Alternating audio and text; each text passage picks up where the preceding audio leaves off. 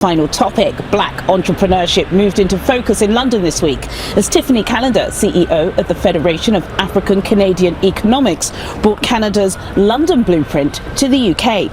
Callender leads a $197 million black entrepreneurship loan fund, part of a national effort to accelerate wealth creation and close long-standing gaps in access to capital for black-owned businesses.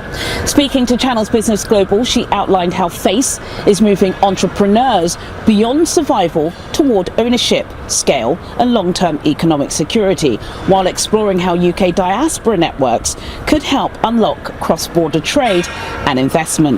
The talks come as governments and institutions increasingly look to diaspora economies as engines of growth, with FACE positioning capital, confidence and institutional backing as central to building sustainable black business ecosystems.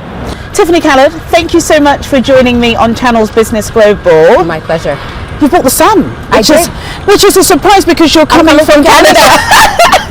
Thank you for bringing the sun. Yes. Talk to me about what you're doing in London this week. So this week I'll be visiting the High Commission and I will be participating in a panel talking about the work that we've done in Canada to support the black entrepreneurs ecosystem, and then having a roundtable with black business owners here in the UK, institutions, to really understand what has been the development evolution of the black UK ecosystem here in London. That's why I'm here.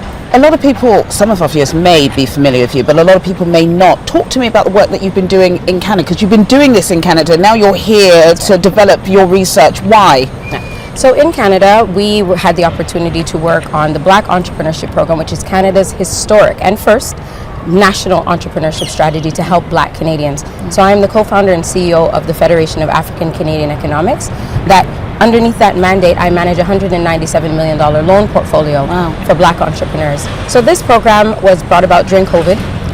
We were looking at the emergency programs that were emerging from the government of Canada to support all Canadians. But we saw in the eligibility that a lot of our black businesses would not be able to maintain or reach those eligibility criteria and therefore would suffer. Yes. But we had to address a long-standing issue of access to capital and resources throughout the financial institutional segregation. Exactly. Yes. So we said COVID is a symptom of a larger problem. That's right. We're having a pandemic, but black entrepreneurs have been struggling with the epidemic of racism in Canada, and that conversation with our government turned into the co-design, which is now the Black Entrepreneurship Program, and I manage the Black Entrepreneurship Loan Fund.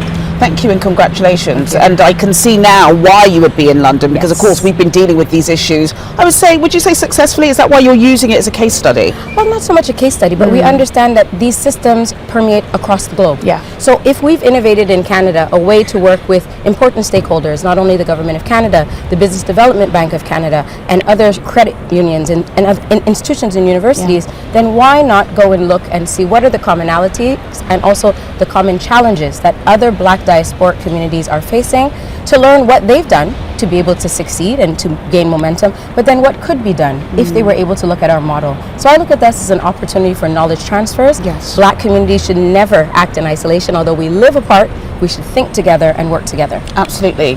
Believe it or not, COVID was 7 years ago. Insane. It's a really long time. I'm sure you want to scale now. How are you going to move this project from just being access to finance to actually wealth creation, which is what we desperately want? Exactly, and that's actually our mission at FACE. It's to be the catalyst for generational wealth for black Canadians. Yeah. But we chose entrepreneurship as our first lever to be able to gain the opportunity to be able to build wealth. So our program, which I call an institution because we don't build programs, we build long-lasting. This opportunity that we've created here has now supported, at the end of fiscal year 2025, over 600 businesses, and that was $70 million dispersed.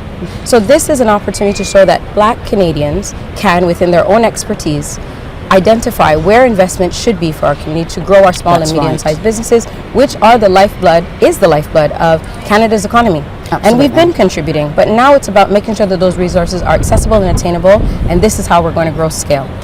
How are you finding the reception to institutions, as you say, like this in Canada, across the world? You know, a lot of people are turning more inwards. There's a lot of nationalism at the moment. is everybody as receptive and positive about the outlook? Well, I'll say two things. First, Canada coming forward and putting this program in place, not only capitalizing it, but supporting us to build this institution that is called FACE and the Black ecosystem that is supporting the entrepreneurs to be finance ready. That was an initial initiative and commitment. But to see our Canadian government at this time, in October of 2025, renew the program at $189 million over the next 5 years, Wow. we're making a statement as a country in the G7 to say that we support diversity and that we are willing to ensure that that everybody in Canada has the tools.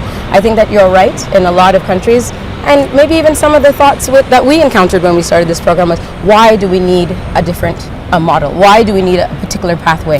We need Black Lives Matter, trauma. We need a particular pathway because we have a particular history. And if we want to right the wrongs of the past, we have to do action now. The reality of it is that economic empowerment is the pathway to any community, not only sustaining itself, but designing a future for itself where it is most desirable for them. What does a successful week look like for you in London then, Tiffany? A successful week for meeting with you.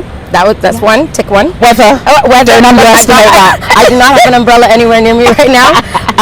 Other things that are important to get to really be at Canada House, meet these entrepreneurs. I will be sitting around the table with a Canadian business that is doing work with a black tech group here in England. How do we look at what's building a trade and relationship corridor from Canada to the UK? Our governments have a relationship, a long-standing history. Now I'd like to see communities also engage in that way. So I think that would be success for me, not just coming and having a moment, but creating momentum that will create a long-standing relationship. Of course, I've got to mention the Nigerian diaspora. Yes. I am a member of the Nigerian diaspora. Many of them will be watching, especially in Canada. Talk to me about how special and unique they are. Well, first, I've got to give a shout out to my Nigerian crew that work at FACE. So Kunmi Adeleke, I have to give him a shout out. That's one of the top men. And the beautiful thing about Canada is that we have so many communities that make up our black community in Canada. But the Nigerian community, very active in our portfolio, great organizations, very welcoming. And what I like about the Nigerian community as well is that they share across information. Yes. It is a network within itself. Yeah. And if its own ecosystem. Exactly. Now they'll give you a little pressure. I beg, they'll give you pressure. But once you're able to show them that you've got not only serious business going on, you're there to help them, it's open arms. And that's what I've received by the Nigerian. So shout out to the Nigerian community in Canada, and I'm so glad to be here with you, and this work that you're doing is so important as well. Thank you so much, Tiffany. Thank you.